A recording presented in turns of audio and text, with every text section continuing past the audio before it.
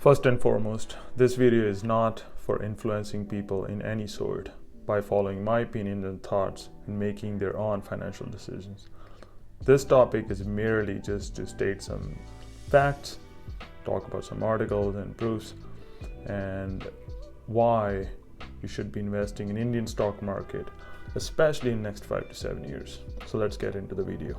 India's economy at this current moment, at this very moment, is one of the fastest economies in the world, which is at number 5th in the world. In recent years, the Indian government has implemented various economic reforms, including the GST and insolvency and the bankruptcy code. Now, before we talk about the stock market or anything related to stocks or funds or ETFs, let's talk about the population of India. Now, the big factor here is the population. Do you know the median age in India is 28 years old at this very moment? Top of that, we are second biggest population in the world.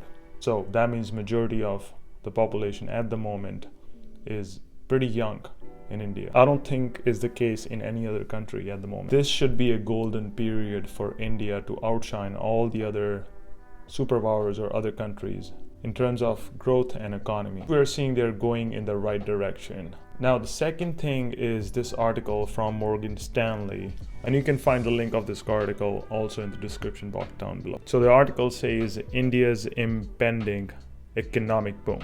India is on track to become the world's third largest economy by 2027, so in next 4 years, surpassing Japan and Germany, and have the third largest stock market by 2030 in next 6 to 7 years.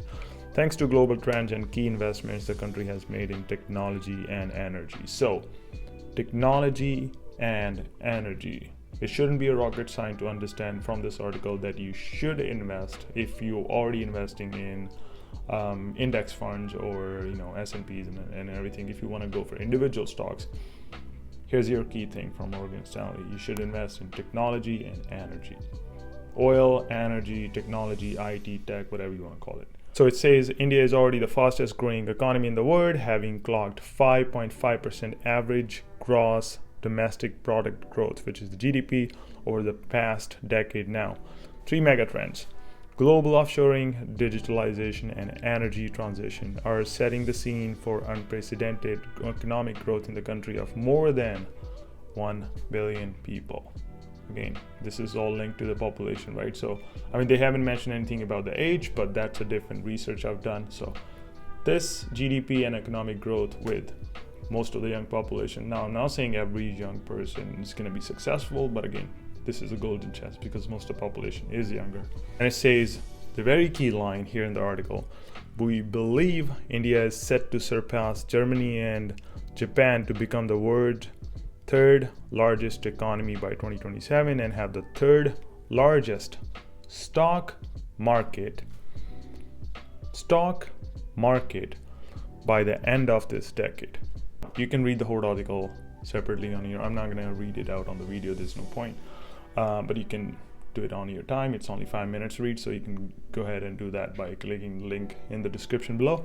Now, the stock market in India is known as BSE and NSE. So BSE is Bombay Stock Exchange and NSE is National Stock Exchange. Bombay Stock Exchange is actually one of the oldest in India, established in 1875, and the NSE, National Stock Exchange, was established in 1992. Major indices in the Indian stock market are BSE Sensex and NSE Nifty. These indices are composed of a basket or a bouquet of different funds, ETFs, stocks that you can buy all together. So let's say, how in the US, in NASDAQ, they have S&P 500, which is a bouquet of top 500 companies in US that you can buy, where they have a certain percentage of each company of those 500.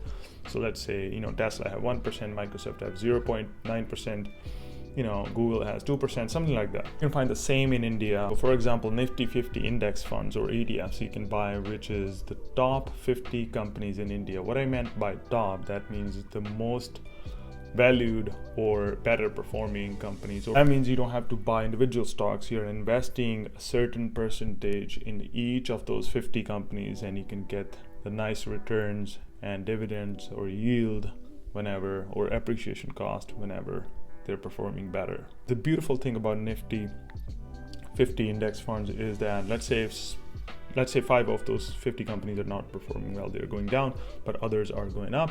So it's always that balance. So you don't have to risk. So the risk factor is not higher, but again, at the same time, the return is not higher as well. Risk factor is really low, and the returns are also going to be low. Now, the last part, according to the International Monetary Fund, IMF, India's economy is projected to grow at 6.9% rate in 2022, which I believe happened already, and 7.4%, which is higher than last year in 2023. Even though we know that there's a recession going on, people don't have jobs, people are getting laid off, inflation is through the roof, but still we're seeing the economy. There are two different things, right? You cannot compare them all together. There's two different things. The World Bank has also forecasted that India's economy will grow at a rate of 7.5% in 2023.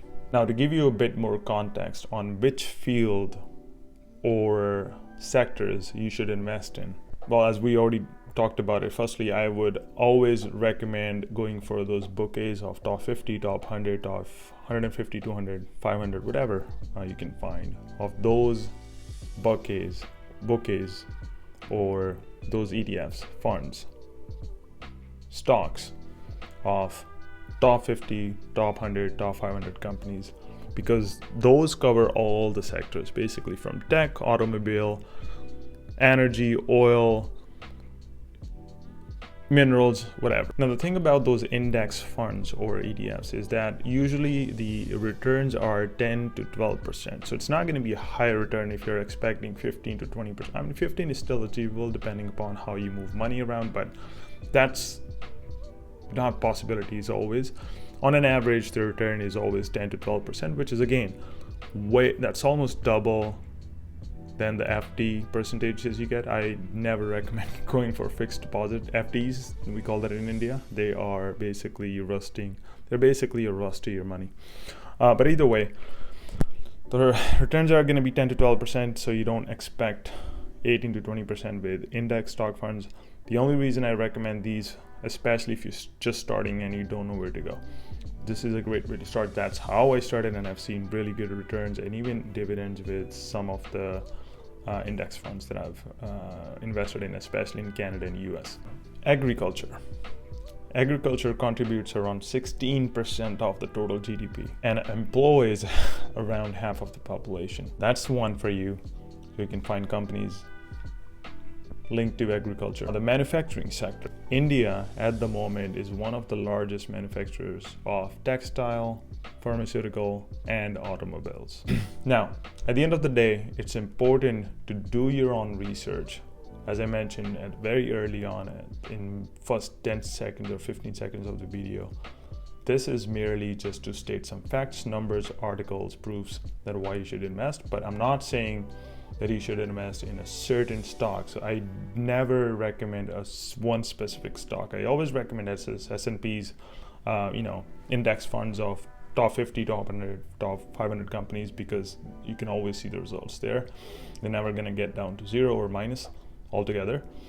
But I never recommend just one stock based on my experience, because it's really, really, really important to do your own research and find out what works best for you, how much you want to invest in.